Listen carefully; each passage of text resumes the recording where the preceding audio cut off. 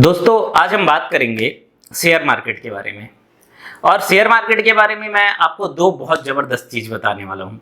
एक, कौन सा ऐसा टाइम है जिसमें आपको मार्केट में लॉस हो सकता है और कौन सा ऐसा टाइम है जिसमें आपको मार्केट में फ़ायदा हो सकता है। ये दो जो चीज़ें हैं ये मैं आपको ज्योतिष के हिसाब से बताऊंगा। और मैं आपको एक चीज़ बता रहा हूँ, ये सबसे इंपॉर्टेंट चीज़ है। कोई व्यक्ति अगर शेयर मार्केट में इंटरेस्टेड है और शेयर मार्केट में ट्रेडिंग कर रहा है तो उसको अपना व्यक्तिगत चार्ट जरूर दिखाना चाहिए, किसी ना किसी एस्ट्रोलॉजर से जरूर दिखाना चाहिए। मेरे सर्कल में मैंने बहुत सारे ऐसे व्यक्तियों की कुंडली देखी है जिन्होंने शेयर मार्केट में बहुत ही ज़्यादा लॉस पाया हुआ है, और ऐसे भी लोगों की कुंडली देखी है जिन्होंने शेयर मार्केट में बहुत पैसे कमाए हैं। तो बेसिकली क्या ऐसा रीज़न है कि कोई व्यक्ति शेयर मार्केट से करोड़ों का प्रॉफिट कमा रहा है और कोई व्यक्ति शेयर मार्केट से करोड़ों का लॉस झेल रहा है। जबकि मैं आपको यह बताना चाहूंगा, जो व्यक्ति मार्केट में है उनको एक चीज पता है कि नॉलेज कितना भी हो अंत में डेस्टिनी आ जाती है। क्या आपकी डेस्टिनी में शेयर मार्केट से प्रॉफिट का योग है? सबसे पहले ये चेक करें। और अगर प्रॉफिट का योग है तो कौन से समय में है? हर समय एक जैसा नहीं होता है। कई लोग होते हैं जो 2 साल में करोड़ों रुपए कमा लेते हैं और कई लोग होते हैं जो पूरे जीवन में करोड़ों नहीं कमा पाते हैं। तो क्या आपकी कुंडली में ऐसे योग हैं कि आप 2 साल में करोड़ों रुपए शेयर मार्केट के थ्रू कमा सकें? ये सारी चीजें मैं आपको एस्ट्रोलॉजी के हिसाब से बताऊंगा। देखिए, ज्योतिष में धन का जो भाव है वो दूसरा भाव है और 11वां भाव है। 11th हाउस जो होता है ये इनकम का भाव है और जो 2nd हाउस होता है वो वेल्थ का भाव है। पंचम भाव जो होता है वो शेयर मार्केट का भाव है।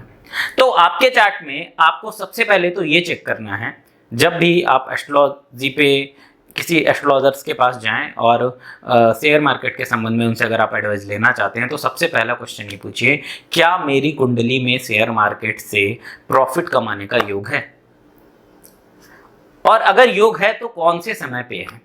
और तीसरा इंपॉर्टेंट टाइम, कौन सा ऐसा समय है जो मेरे लिए शेयर मार्केट में लॉस दे सकता है मुझे? ये तीनों चीज एक एस्ट्रोलॉजर आपको बहुत आसानी से बता देगा।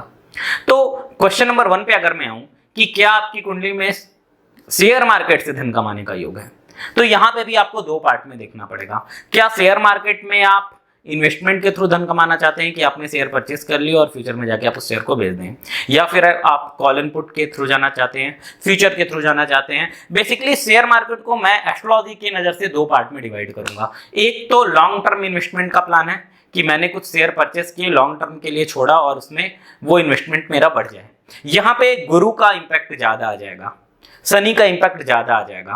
और एक पार्ट मैं डिवाइड करूंगा जहां पर मैं इंट्राडे खेल रहा हूं, जहां पर मैं फ्यूचर ऑप्शंस में खेल रहा हूं, जहां पे मैं चाहता हूं कि शॉर्ट पीरियड में ही मैं पैसे कमा लूं।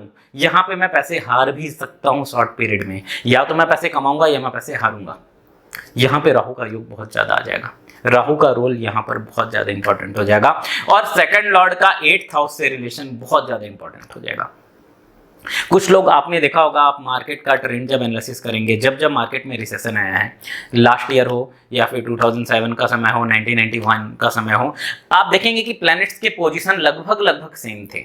जो ज्योतिष के जानकार हैं उनको पता होगा कि कुछ क्या ऐसे योग बने थे 1991-2 का जो मार्केट अचानक से जब डाउन हुआ, हर्षद मेहता कांड हुआ था, या 7 के टाइम पे जो हुआ, या फिर लास्ट ईयर जो आप कोरोना को रीजन दो, या फिर जो इनकम टैक्स का शेयर मार्केट पे लॉन्ग टर्म कैपिटल गेन पे गवर्नमेंट ने टैक्स लगाया उसको रीजन दो। तो ये सारे रीजन, जब भी मार्केट में डाउनफॉल आया, बहुत ज्यादा डाउनफॉल आया, तो बहुत सारे लोग करोड़पति बने और बहुत सारे लोग डूब भी गए। तो जो अचानक से करोड़पति बने उनके चार्ट में क्या योग थे, और जो डूब गए अचानक से, जिन्होंने सोचा भी नहीं था और उनके करोड़ों रुपए खत्म हो गए, उनके चार्ट में क्या योग बने? ये सारी चीज आप बेसिकली किसी भी एस्ट्रोलॉजर से जब आप मिलेंगे तो वो आपको बता पाएगा। मेरे सर्कल में बहुत सारे लोग हैं जिन्होंने करोड़ों रुपए मार्केट से कमाए भी हैं और गंवाए भी हैं। रोज ही कॉल आते हैं, रोज ही बात होती है। और मैंने देखा है कि ज्योतिष के जो सूत्र हैं उनको अगर गंभीर रूप से किसी व्यक्ति के चार्ट में लगाया जाए तो आप उसको एस्ट्रोलॉजी के हिसाब से शेयर मार्केट में इन चीज़ों में एटलीस्ट मदद कर सकते हो कि ये टाइम आपका खराब है, ये टाइम आपका अच्छा है, और साथ ही साथ ये सेक्टर आपके लिए अच्छा है। लॉन्ग टर्म में आपको शेयर मार्केट से फायदा हो सकता है क्या या नहीं हो सकता है, ये सारी चीज़ एक एस्ट्रोलॉजर आपको बता देगा। अब मैं ज्योतिष के पॉइंट ऑफ व्यू से बात करता हूँ। 2nd हाउस वेल्थ का हाउस है, 5th हाउस शेयर मार्केट का हाउस है, 11th हाउस इच्छा पूर्ति का हाउस है। D1 में D60 में जाइए, वीनस का सिचुएशन देखिए। धन भाव में वीनस का कोई रिलेशन बना हुआ है, राहु का कोई रिलेशन बना हुआ है धन भाव से, ठीक है।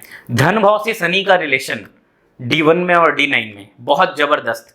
अगर धन भाव में शनि उच्च का या स्वराशि का, खास तौर पे मैंने देखा है मकर राशि में धन भाव का शनि और पंचम भाव में गुरु का सपोर्ट जिन व्यक्ति को शेयर मार्केट में मिला हुआ है, जिनके चार्ट में ये योग हैं, उन्होंने शेयर मार्केट में खूब पैसे कमाए हैं।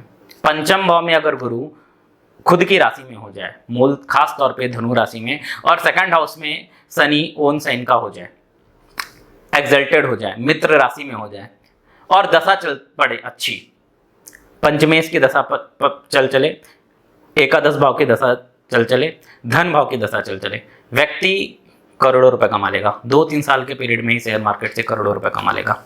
इसी टाइप से मैंने देखा है कि कई व्यक्तियों की कुंडलियों में जब सेकंड हाउस में राहु का गोचर हुआ है, एक महीने में लाखों रुपए सर्वनाश हुआ है। सेकंड हाउस में राहु का गोचर और राहु खराब है, ये जज करना जरूरी है कि सेकंड हाउस से राहु का जब गोचर हो रहा है और राहु की अंतर्दशा आ रही है और राहु खराब है। मेरे एक मित्र की कुंडली में सेकंड हाउस में राहु का गोचर हुआ, सेकंड हाउस राहु की अंतर्दशा चल रही थी और मैंने उसको बोला कि भाई तेरा ये टाइम खराब है शेयर मार्केट के लिए, लेकिन और उसके बाद भी व्यक्ति, क्योंकि शेयर मार्केट एक फ्लो है, इंसान ये सोचता है कि चलो अभी लॉस है आगे कमा लूंगा, 2 महीने बाद कवर कर लूंगा, 3 महीने बाद कवर करूंगा, लेकिन लॉस में गया वो और अच्छे खासे लॉस में गया। आज वो बोलता है कि तू बोला था, मैं मना कर देता तो शायद मतलब मैं उस फ्लो में नहीं रहता तो इतना मेजर लॉस नहीं होता। एक और मेरा पहचान के हैं, उनका 12th हाउस में शनि का गोचर चल रहा था। 12th हाउस जो होता है वो हानि का लॉस होता है, भाव होता है, शनि उनका लगने से है और शेयर मार्केट में उन्होंने अच्छा खासा लॉस पाया। मतलब मैं बोल रहा हूँ कि भाई 12th हाउस में शनि है, जब शनि लॉस के हाउस में है तो शेयर मार्केट से प्रॉफिट कहाँ से हो जाएगा। रेगुलर बात होती है मेरी, पता है, उसके बाद भी लाखों गंवा रहे हैं। वैसे ही मैंने कई लोगों को देखा है जिनको शेयर मार्केट में ABCD भी नहीं पता है, दशा चल पड़ती है, योग बने हुए होते हैं, अचानक से उनके सर्कल में कोई आ जाता है जिसका शेयर मार्केट में नॉलेज होता है, वो उसको ज्ञान दे देता है और 1-8 लाख इन्वेस्ट करके ही 50 लाख कमा लेते हैं। तो ये लोग भी मेरे पास हैं जिन्होंने बहुत कम पैसे से शेयर मार्केट में बहुत कम टाइम में बहुत पैसा कमाया। और मैंने तो ये जाना कि वो खुद नहीं कमा रहे हैं, वो प्लैनेट उनको उठा के दे रहे हैं। इवन मैं शेयर मार्केट के कई रिसर्चर्स को जानता हूं जो कई सालों से रिसर्च कर रहे हैं, जिनकी कंपनियां हैं, वो बोलते हैं कि भैया मैं तो मार्केट में 10,000 खुद नहीं कमा पाता हूं, लोगों को करोड़ों कमा के दे देता हूं, लेकिन मैं जब अपना ट्रेड डालता हूं तो वो गलत हो जाता है। तो बेसिकली ये है क्या, ये नियति है।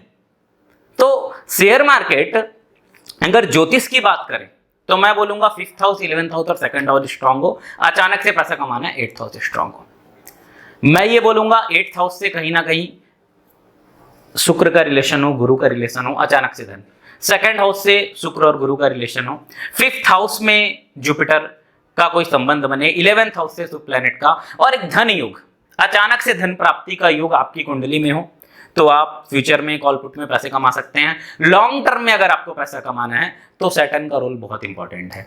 आज आपने इन्वेस्ट किया, 10 साल बाद आपको पता चलता है कि यार मेरा 10 लाख का इन्वेस्टमेंट करोड़ों में पहुंच चुका है। जब शनि की दशा या शनि का गोचर धन भाव में होगा और अचानक से 2-2.5 साल के अंदर उस कंपनी का ग्रोथ होगा और वो कंपनी आपको करोड़ों रुपए देके चल जाएगी, अगर आपके नियत आपके किस्मत में है। और वहां पे भी आप देखेंगे कि कंपनी के लिए भी सैटर्न बहुत अच्छा है, आपके लिए भी सैटर्न बहुत अच्छा है, दोनों के लिए अच्छा है, सेक्टर भी सेम है, शनि के कारक वाले तत्व होंगे, लोहे की कंपनी होगी और आप करोड़ों छाप जाएंगे, कंपनी भी उड़ गई, आप भी उड़ गए। तो ये सारे सेक्टर हैं, ये सारे फीचर हैं जो आपको देखना जरूरी है। एक सबसे इंपॉर्टेंट चीज मैं देखूंगा, चंद्र का जो डेली गोचर होता है ना, उसका शेयर मार्केट में गजब का रोल है। मैंने देखा है मैक्सिमम लोगों का जब लॉस होता है तो चंद्रमा उस दिन गोचर में 12वें भाव में रहता है, और मैक्सिमम लोगों को जब किसी दिन बहुत ज्यादा फायदा हुआ है तो चंद्रमा उनके धन या आय के भाव में बैठा रहता है। तो चंद्रमा से आप इंट्राडे ट्रेडिंग कर रहे हैं ना, तो इंट्राडे ट्रेडिंग को आप चंद्रमा से भी क्लिक कर सकते हैं। मेरे कई दोस्त हैं जो मेरे से इस मैटर पर एडवाइस लेते हैं कि भाई आज चंद्र कैसा है। तो बेसिकली मैं बोलना ये चाहता हूँ कि चंद्र अगर उस 2 दिन में लॉस में चल रहा है तो भाई मेजर रिस्क मत लो। बट मार्केट ऐसी चीज है ना कि आप कितना भी सोच लो, आप मार्केट एक बार खोलोगे तो पैसा कब इन्वेस्ट होगा पता नहीं चलेगा, अगर आप मार्केट के लवर हो। और वो अंदर से आता है कि नहीं यार मैं तो करोड़ों छाप लूंगा शेयर मार्केट में, वो और छापते भी हैं ऐसे लोग, ऐसा नहीं है। मार्केट कोई बुरी चीज नहीं है, बट डिपेंड क्या करता है कि टाइम आपका बुरा है या सही है। अगर आपका टाइम अच्छा है काफी अच्छा छापोगे, टाइम खराब है तो आप कितने भी एक्सपर्ट का एडवाइस ले लो या आप खुद एक्सपर्ट हो, लॉस में ही जाओगे। तो मैं आपको ये बोलूंगा। और एक चीज और, शेयर मार्केट की इनकम को अगर आप 5 या 10% गरीबों में खर्च करना चालू कर दो, सपोज आपको प्रॉफिट हो रहा है 10% अच्छे काम में, हेल्थ ट्रीटमेंट में, एजुकेशन में, आप देखना डेस्टिनी भी आपका सपोर्ट करने लगेगी।